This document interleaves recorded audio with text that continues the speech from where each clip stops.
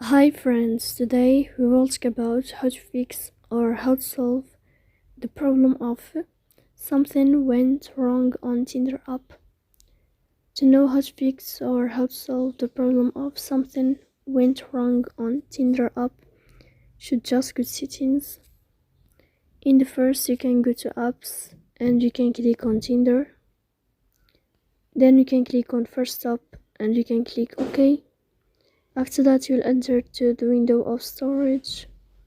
Here we can click clear cache.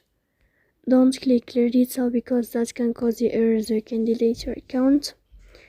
In the end you can go to Play Store, you can search about Tinder. If you will find the update in this blue sign, then you can click to update your app. So please don't forget to support us by like and subscribe. See you next time in another video, and thank you for your attention and your